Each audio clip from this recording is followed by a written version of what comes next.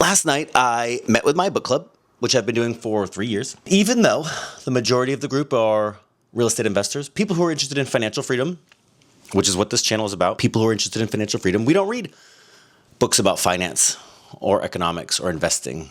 We read philosophy. I think people miss out on that. I think people, especially people who are interested in finance, they miss out on the philosophical aspect. They get so consumed about success that they try to win this game that money, it's sort of unwinnable. I mean, if you look at the richest people on planet Earth, they don't live forever. They still get divorced all the time. And they got some crazy problems. Now, certainly having more money than not enough is better. There does seem to come to a point where there is a diminishing set of returns on more money. And you need something else.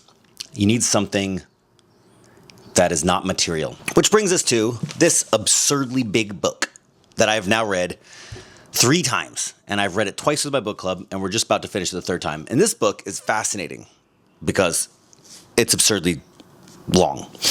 It's also very hard to read, and it's very bleak. And that's kind of the point. In the book, there's a form of entertainment that's so engaging that anybody who watches it, it's a videotape, because the book was written about it's a prediction of American culture 30 years in the future, 20 years in the future. It was written about 25 years ago. And so it predicted a videotape that would be so engaging that anybody who watched it would stare at the screen endlessly until they died.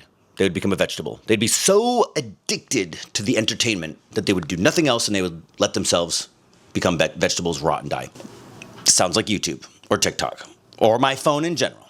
And what the book follows is a bunch of characters who fall into not just forms of hyper entertainment, what they call the samizdat, they call it the entertainment, but they fall into all these other seemingly socially acceptable forms of entertainment, like drugs or weed or being a pro tennis player, success, getting their success, whether you're scoring to get drugs or whether you're scoring to win a tennis match and there's a high-level tennis team that players that they follow. None of them really seem, no matter how much they win, to be happy with their form of entertainment. And the one character in the book who really does seem to be the redemptive character, the one you want to be like, is a opiate addict who surrenders his entire will and goes to AA and becomes a janitor. And he does the unbelievably hard work to give up his self, to surrender to something he doesn't believe in and doesn't understand, and just doesn't want. He just doesn't want the drugs. That's his main thing. He doesn't want. The book is very long and very difficult, and we're on 6 or 7 weeks, and we probably have 3 more to go. And what it does is it makes you give up all of, I have to give this up to read this. And let me tell you something, this is easy to quit. This is drug addicts and suicide and death and dark humor, but a lot of bleak storyline.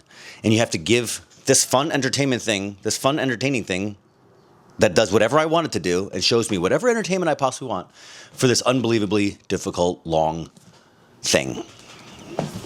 It's hard. And I think that's the point. I think that really is the point. If you are chasing financial freedom or some other form of success, there's a woman in the book who's so beautiful that she has to wear a veil. She is what she calls herself deformed by perfection.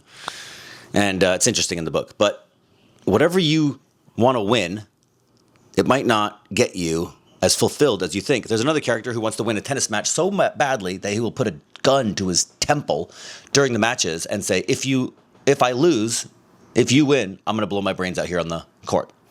And so everybody lets him win. And then he wins. And he's not happy. Let's put it that way. There's something to life about not wanting as a form of success. If you want to join my book club and read difficult books, they're not all this hard. But they're all engaging like this. You're welcome to. I also want to encourage you to make the money you need to make, and along the way, find something that is fulfilling without an outcome. Because the outcome is never going to fulfill you like you think. I found my camera. It's right there, one of them. I found books, philosophy books, highly recommend. The true success in life is to not want.